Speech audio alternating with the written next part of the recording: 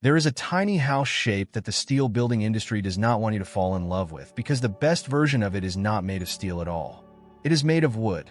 Picture the classic curved barrel roof of a World War II Quonset hut, but built with timber ribs or hybrid wood framing instead of raw galvanized steel. It turns out this wood-focused version solves almost every complaint people have about traditional metal huts. No condensation dripping from the ceiling. No roasting in summer. No booming sound every time it rains. Today we are breaking down the wood Quonset tiny house, what it actually costs to build in 2026, who is already living in one, and the one design trick near the end of this video that most first-time builders never think to ask about, and it is the difference between a cabin that lasts 10 years and one that lasts 50. Before we get into the numbers, if you are even a little bit curious about alternative housing that does not cost a fortune, hit subscribe and tap the notification bell right now, because we publish a new deep dive on tiny homes just like this one every single week, and you will not want to miss what is coming up later in this video. Let us start with where this shape even comes from. The original Quonset hut was developed for the United States Navy near Quonset Point, Rhode Island, and the very first ones were 16 feet by 36 feet, built with curved steel ribs and tongue and groove wooden floors. That steel arch design became famous because it was cheap, fast to erect, and needed no interior support columns, so the entire footprint was open and usable. Fast forward to 2026, and builders have taken that same half-round arch and re-engineered it around timber. Instead of cold, uninsulated metal shells, builders are using glued laminated timber or bent dimensional lumber for the arch ribs, sheathing the outside with wood, house wrap, and real roofing materials like metal panels or shingles. The result still reads as that iconic barrel shape, but structurally and thermally it behaves like a timber frame home instead of a bare steel shed. It is important to be precise here, because not every company selling an arch cabin is selling the same structure. Arch Cabins out of Texas actually uses a hybrid system, curved galvanized steel rib arches paired with traditional wood framing for the end walls and the interior floor system. It is a hybrid build, steel bones with a wood skeleton finishing it out, and that is a very different animal from a pure wood arch.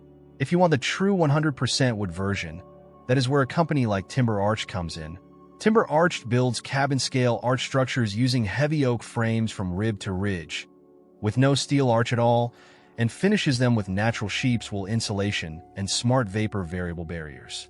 That detail is worth pausing on, because breathable, all-natural insulation inside a solid wood frame is a luxury steel arch buildings almost never offer as standard, and it puts timber arched in a completely different category from a steel kit with wood trim. So going forward in this video, when I say wood Quonset, I am talking about two real paths you can take. Path 1 is the hybrid route, a steel rib arch like arch cabins with a wood-framed interior and end walls. Path 2 is the full timber route, an all-wood oak or laminated rib arch like Timber Arched or a custom shop building you a set of engineered wood ribs. Both give you that unmistakable curved silhouette. They are not the same build, and your budget, your climate, and your tools on hand should decide which one is right for you. Here is the part nobody selling you a standard steel Quonset kit is going to bring up. Steel is an incredible conductor of both heat and cold, which means an all-steel arch building without a massive spray foam package will sweat on the inside every single time the outdoor temperature swings, and that condensation drips straight onto your insulation, your walls, and eventually your framing. Builders on forums like Permise have talked about this exact problem with Quonset hut homes for years, describing plans to frame an entire wood shell inside the metal arch just to control noise and moisture, because a bare metal roof turns into a drum during a hailstorm and a sponge during a humid night. A timber-ribbed or wood-framed arch sidesteps that problem at the material level. Wood does not conduct temperature the way steel does, so on the full timber path you are not fighting severe thermal bridging through every single rib. And on the hybrid path, your wood-framed interior gives you a real cavity to insulate properly instead of gluing foam directly to bare metal. You can run standard fiberglass, mineral wool, or that sheep's wool option straight between the wood framing the same way you would in a conventional wall, and you get a quieter, warmer, more forgiving building either way. There is also a sound difference that people underestimate until they live with it. A bare steel roof in a rainstorm is loud enough to interrupt a phone call. A wood-sheathed roof under shingles or standing seam metal, backed by real insulation and structural wood decking, dampens that noise dramatically, which matters a lot if you are working from home or trying to sleep through a storm. Now let us talk about money, because this is where the Arch tiny home gets genuinely exciting for a tight budget. On the traditional all-steel side, basic Quonset hut kits in 2026 run between $6 and $20 per square foot for the kit and delivery alone, climbing to $17 to $34 per square foot once you pay for full turnkey installation.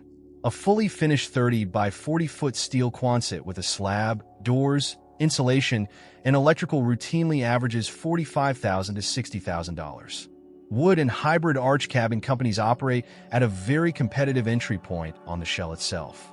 Arch cabins, remember, the hybrid steel rib plus wood frame system, prices a 12 by 20-foot cabin kit around $3,600, a 14 by 20 around $4,000, and a 12 by 40 around $7,200, with larger 16 to 24-foot wide models running $4,400 to over $12,800 for the shell kit alone.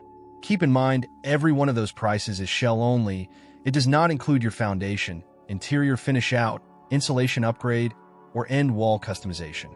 Once you add your foundation, insulation, utilities, and interior finishes, completed owner-built Arch tiny homes using either the hybrid or full timber approach typically land somewhere between $15,000 and $40,000 total, which lines up closely with what DIY builders nationally are reporting for tiny house completions in 2026, where fully owner-built tiny homes average $17,500 to $57,000. If you want a true fully custom wood arch, a company called Starwood Rafters out of Wisconsin builds laminated Gothic arches to order, which lets you go completely off script on dimensions and get an engineered wood rib shipped directly to your site. That route runs higher than a standard kit because you are paying for custom engineering, but it is the path to take if you have an unusual footprint or a very specific ceiling height in mind. Let us make this simple. Choose the hybrid steel rib and wood frame route, the Arch cabin style build. If your top priority is the lowest possible shell price and the fastest possible dry-in time, because bolting together pre-curved steel ribs is genuinely one of the fastest ways to get a weather-tight structure standing, often inside 1 to 2 weeks. Choose the full timber route, the timber arched or Starwood Rafters style build. If your top priority is thermal performance, sound dampening, and using entirely natural materials from the ground up, you will likely pay more for the frame itself, but you are buying out the condensation risk and the metal drum sound from day one instead of solving for it after the fact. The livable space inside an arch layout is genuinely surprising for the footprint, because there are no interior support columns and no flat roof trusses eating into your headroom. The arch itself gives you soaring ceiling height right down the middle of the structure, which is exactly where a loft bedroom wants to go. A 24-foot wide model can clear over 18 feet of interior height, and the largest configurations reach past 21 feet tall, which is enough for a full second-story loft rather than just a cramped sleeping shelf. People are using these as full-time primary residences, artist studios, hunting lodges, and even income-generating rental units. There is a small creative retreat community operating outside Houston where a cluster of arch cabins are rented out to working artists year-round. That tells you something important. This is not a novelty shape anymore. It is being treated as legitimate long-term housing stock by people who rely on it for income. Because the walls curve down to meet the floor, furniture placement takes a little more planning than a standard rectangular tiny home. Most builders solve this by running low storage, benches, and kitchen cabinetry along the curved lower walls where the ceiling height is shortest, and reserving the tall center of the arch for standing room, a kitchen island, or the base of a loft ladder. You have 3 realistic foundation paths with a wood arch build, a poured concrete slab, a wood pier and beam foundation, or ground screws and steel pier footings. Your choice should be driven by your local frost line and soil conditions, not just budget, because an arch structure transfers load differently along its curved base plate than a standard rectangular stud wall does. If you are in a region with real snow load, look for a design rated to handle at least 30 to 70 pounds per square foot of roof snow load, and confirm your rib spacing and lumber grade or steel gauge on the hybrid path were engineered for your specific zone before you order.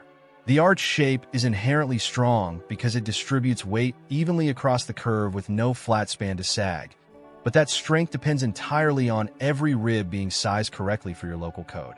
If you are building somewhere hot and humid instead, Prioritize ventilation at the ridge line, and make sure your vapor barrier strategy, which we are about to get into, is matched to a humid climate rather than a cold, dry one, because the direction moisture wants to travel through your wall changes with your climate zone.